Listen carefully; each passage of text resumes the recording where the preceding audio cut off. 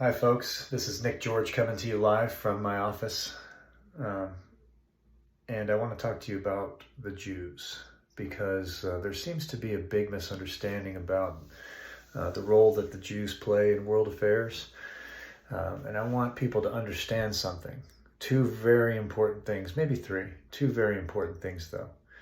First of all, the people that we call the Jews today are not even the same genetic lineage of the people that were executed by the Romans in 70 AD or 70 CE, however you look at it. When that temple was leveled by Vespasian Caesar and his son Titus Flavian Caesar, who became Titus Flavian Caesar later, years later, but when him and his father crushed the Jews, they started a genocide that lasted for almost 7 centuries.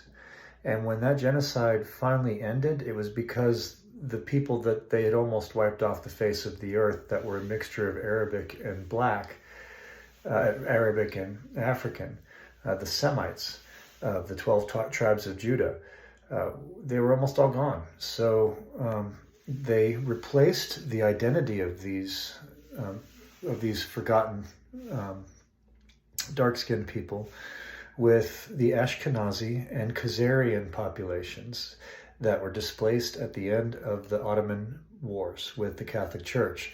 So the Catholic Church was in a unique position to give these people a choice. They could either choose one of the 3 Abrahamic pathways under the papacy and the pontifex that they created for trilateral control over all of the people under the umbrella of Abrahamic control.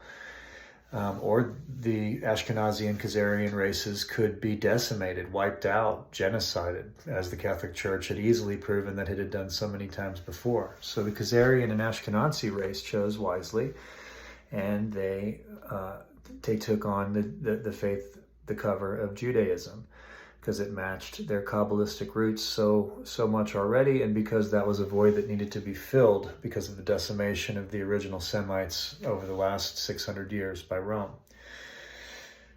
So that was a psychological operation in of itself. Once this is understood, then one can understand that part of this mafia that was invented by underneath the Roman Pontifex's control, just like all mafias and gangs are under the control of the Pontifex, whether people know it or not. There was a family within this group, and these are all Aryans, right? Khazarian, Ashkenazi. These are Aryan, white, Caucasian people. These are not Semites. So they're the like night and day opposite of who the 12 tribes of Judah were genetically or geographically in every single way. And somehow the church was able to pull this caper off, and we're still under its spell today. So when we blame the Jews, please understand that that is a fake psychological operation by a terrorist organization that's using them as insulation from discovery. But if you're looking for a race that's at the root of the organization that invented this operation, that race would be Aryan. And they would be Canaanite, Phoenician, Aryan in descent.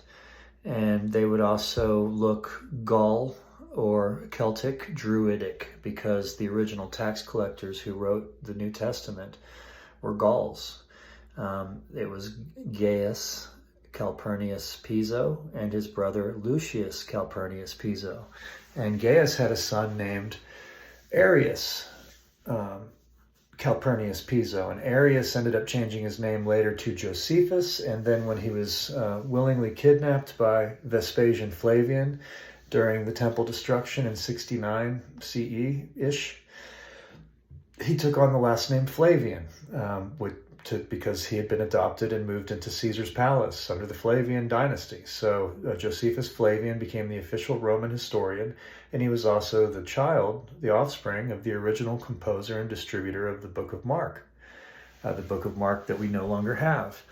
So the Book of Mark was the tax collectors attempting to monetize an anti-money Pythagorean movement in the desert That was their first attempt to convert that rebellious anti-money, anti-government, vegan teaching in the desert under John the Baptist, James the Just, and Judas the Galilean. And so Mark didn't go over too well. It had the mark of the beast on the front, which was the cross, first of all, and then it spun a pro-money, pro-government, pro-tax, and a submissive Messiah to a population that had watched their actual leader get wiped out decades earlier by these tax collectors and Roman interests. So they weren't interested in the story of Mark at all, and they burned Rome down in response, the original Messianic community, who were told as the Messianic community. Anyway, my research turns up that this whole thing was about the worship, or not worship, but the emulation of Pythagoras. So the people in the desert were actually trying to emulate a guy who was the righteous teacher. And he started a political group called Sol. This was in 600 BC, before 500 BC, sometime before 500 BC. And this movement became political and was run out of existence by the bloodlines that controlled humanity through money and taxation and that form of matrix. And they did not like the anti-money Pythagorean teachings, and they killed him. And they killed his followers, Aristotle, Plato, and they invented Buddhism and the Old Testament as a mitigation technique to remonetize the mind of humanity and make it a meat-eating mind, a monetary-oriented mind, a mind that you could collect taxes from once it had oriented itself to money. So the bloodlines were not going to let go of this form of mind control that they had created, no matter how smart Pythagoras and provably better Pythagoras' lifestyle teachings were. And so the Old Testament and Buddhism worked for about 500 years as a patch to stop the Pythagorean teachings of righteousness, which then were revitalized under John the Baptist, James the Just, and Judas the Galilean. So the whole conspiracy that the Church of Christ is hiding is the original anti-money, anti-government, and anti-meat-eating teachings of Pythagoras, the original righteous teacher. And so if someone needs to know the sources of this, just do the research. I mean, I'm not going to spoon feed this to you. That's the first sign that you have an issue, if you need to be spoon-fed information after you've been giving the clues that most people don't even have to start their search properly. But after 15 years of research, that's what I'm handing people on a silver platter, are these pearls that most of them scoff at and spill on the floor, not realizing what it is that I've handed them. So Pythagoras was the righteous teacher and the reason for all of the conspiracies. And the anti-Jewish conspiracy, let's go there.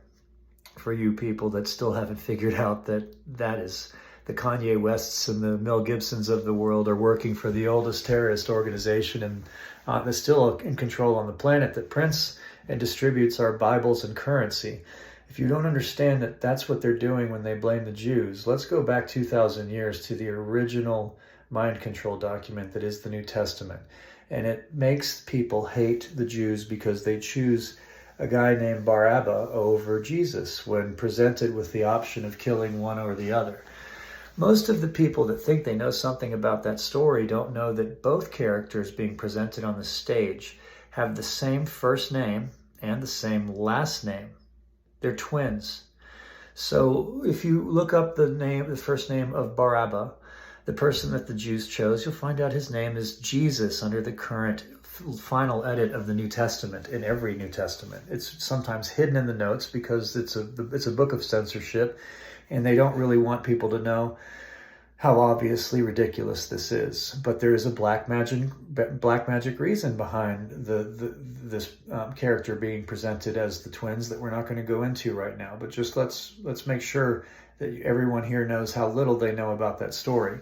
That both characters were named Jesus, okay? And before they were named Jesus, there was a final edit where they were both named Yeshua. And before that, there was a final edit where both their first names were Judas.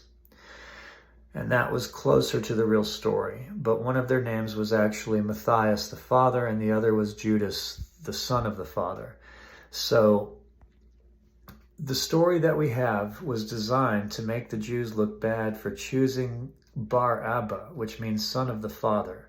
They chose the young one to live instead of the old one. Both of them were rebelling against Rome, but they chose the young one, Judas, to live, who became Yeshua when the story started to be obfuscated. And then when they chose Jesus as the final edit for the name of the Messiah, the final cover-up, they had to also change the twin that was presented on stage for black magic purposes that we can't go into in this video. But that's how little most of you that blame the Jews know about that story. But that story was designed to make people hate the Jews that love Jesus. And what people didn't realize is that story was created to make people hate the black people, that the white people who invented the story were trying to tax and monetize, when the dark-skinned people, the Jews in this story, had figured out how to stop playing the Monopoly game, and they didn't want to play anymore. And they were putting their fake money down. And Rome had to invent their rebellion, reinvent their rebellion as something that it is not, and then reassociate it with money and meat eating and mind control, the three components that Pythagoras was against. So to this day, they're still trying to blame the Jews with their celebrities. But one of the most important things that people have to realize is that the Rothschild family is actually the Bauers. So the Bauer family is a Bavarian, Aryan descent, Caucasian descent, non-Semitic family that's from Bavaria. And they work for the Jesuits as a psychological operations as a psychological operations family. I mean, they've cut their teeth there for hundreds and hundreds and hundreds, maybe even longer years, creating psychological operations for the papacy's pleasure. And one of the last operations that this family performed before they changed their last name to Rothschild for this new fake Jewish psychological operation was the antics of Bruno Bauer. So if you look up Bruno Bauer, B-A-U-E-R, you'll find out that he was in charge of an operation to make people angry, that the word was being spread that Jesus was the offspring of Mary and a Roman soldier. So if you've ever heard that story in our history books, there was a blurb about it, I believe, in our required reading in history. Not sure why, but that insertion into our mind that this may have been one of the origins of Jesus was done on purpose by the people who print and distribute our Bibles to us, through one of their psyop families known as the Bauers, just to rattle our cages. And then they sat back and quantified how the disruption worked for or against what they were doing. And now they're the Rothschilds, and they're in control of the state of Israel, which is 60% owned by the Church of Christ in Rome. So why are we thinking that that's a Jewish state when it's owned by Rome? And the answer is because the Dead Sea Scrolls were found there. And Rome had to fight a world war to distract us while they took over that entire territory in the form of reparations against a race that they invented. And those reparations were forced on the world by an atrocity that was created by a psychological operation that they also invented, known as the Nazis. So if you've ever wondered what the coincidence is with them taking care of those bad people after the end of World War II through what are known as the rat lines in South America, Argentina, Chile, the reasons that they were protecting those people is because they had invented them for a psychological operation to frack the world, scare the world into giving the Palestinian real estate to this criminal organization so that it could put up crime scene tape around the Dead Sea Scroll areas where they were being found so that they could control the disclosure. What's hidden in the Dead Sea Scrolls is that the original movement of the crucified person and his group in the desert was 100% Pythagorean, and Pythagoras was the teacher of righteousness. So for those of you that have followed through all of this video, I challenge you, if you disagree with any part of what I've said, to have a talk with me on video for the rest of the Facebook users so that we can get to the bottom of this little caper. Because when I'm done with it, I'm going to make short work of the fact that there is no Jewish problem, and that the problem is the belief that there is, and it's actually the Church of Christ. It's actually the Church of Jesus Christ and a bunch of Aryan, Caucasian, non-Semitic people that have created this whole psyop. And I can break it all down for anybody at any time, live, taped, in a discussion on Zoom. I don't think there's a person on the earth that believes in the Jewish psychological operation that will meet me on video. And that's the challenge I'm putting out there right now. Let's see what happens.